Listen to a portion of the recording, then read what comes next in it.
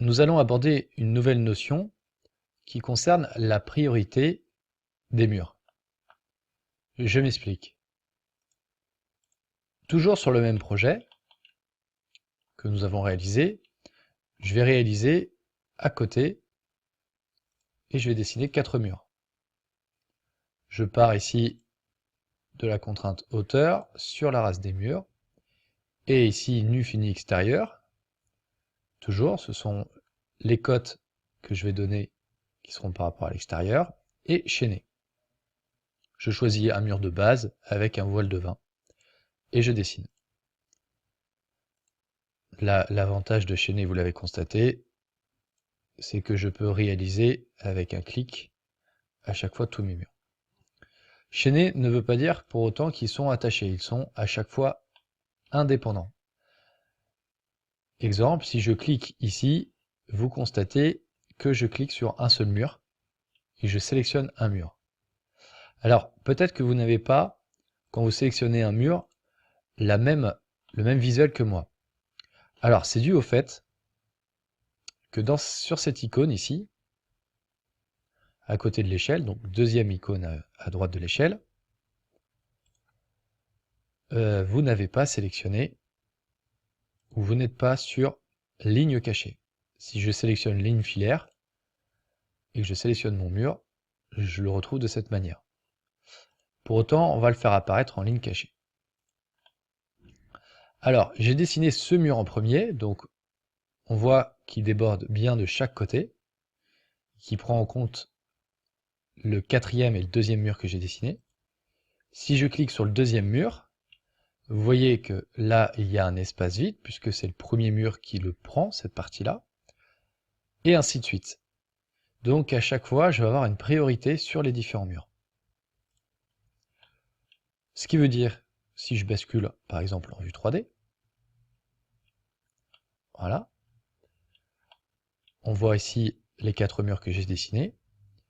Si je veux changer la hauteur d'un mur, par exemple celui-là, donc je le descends, eh bien on voit comme sur le plan du rez-de-chaussée qu'il y a une priorité, c'est-à-dire que ce mur va passer en priorité sur celui-là. Et ce mur ici, qui est en bleu, passe en priorité sur celui-là. Alors, ici, c'est pas très esthétique, et pour la construction, c'est pas très simple, ici, de constituer mon mur de cette manière. Ce que je souhaite, par exemple, c'est que ce mur ici, eh bien, soit identique à celui-là, c'est-à-dire qu'il prime sur le mur qui est là.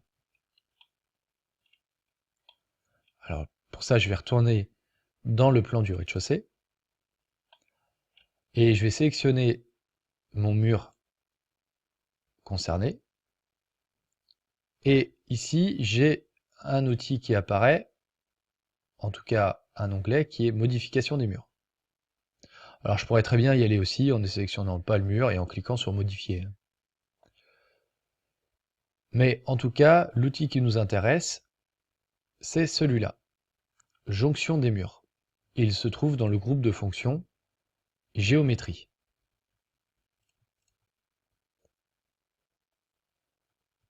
Je clique ici sur géométrie et à chaque jonction, donc en plaçant ma souris sur chaque jonction, eh bien il apparaît un rectangle.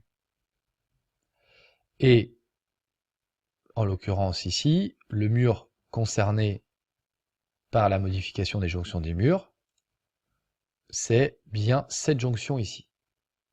Donc, je reviens sur l'onglet modifier, je clique sur jonction des murs, je sélectionne ici la jonction concernée et je clique gauche. Alors, on voit tout de suite dans le carré, ici, on voit bien en fait que le mur ici à droite, eh bien, prime sur celui qui est à sa perpendiculaire. Eh bien, je peux changer cet ordre de propriété en cliquant sur suivant. Voilà. Ou précédent. Donc, on voit tout de suite les priorités. Alors, pour que ça soit plus parlant, je vais me placer dans la vue 3D et je vais pouvoir faire la même manipulation. Toujours dans l'onglet modifier, je clique sur jonction des murs, je sélectionne la jonction que je souhaite, en l'occurrence celle-ci, et je vais faire passer ce mur en priorité par rapport à l'autre. Et regardez ce qui se passe. Voilà. Donc ici, on voit très bien que ma construction là est beaucoup plus cohérente. Je vous explique ça. Alors évidemment, dans le projet, on n'y est pas confronté, mais plus tard dans vos projets ou dans votre dossier de soutenance, eh bien, au moins, vous saurez faire passer un mur d'une priorité à l'autre. Voilà pour cette notion priorité. Autre chose. Sur le plan du rez-de-chaussée, et là, je vais effacer ce qu'on vient de faire sur les 4 murs, on voit ici que la cloison vient sur le mur maçonné. Pour autant, cette construction ne serait pas faisable. On viendrait toujours ici se supporter sur la cloison de doublage. Donc, pour changer ici, eh bien, je vais utiliser le même outil qu'on vient de voir sur la priorité des murs. Donc, modifier et groupe de fonctions géométrie, jonction des murs. Et je vais cliquer. À l'image de tout à l'heure, je vais aller sélectionner la jonction des murs qui m'intéresse.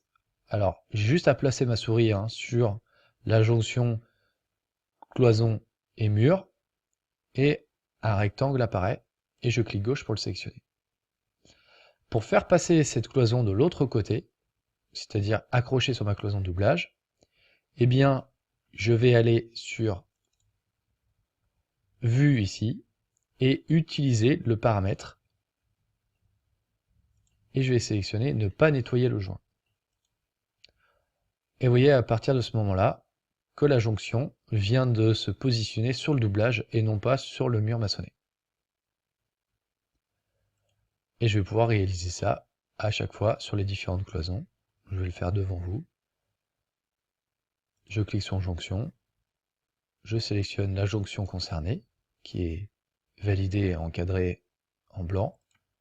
Je clique gauche, je vais dans l'onglet Vue, et je fais ne pas nettoyer le joint. Il me reste encore une dernière cloison à faire. Vous constatez que j'ai toujours l'outil en main, donc je peux sélectionner encore une autre jonction de cloison et ne pas nettoyer le joint. Voilà.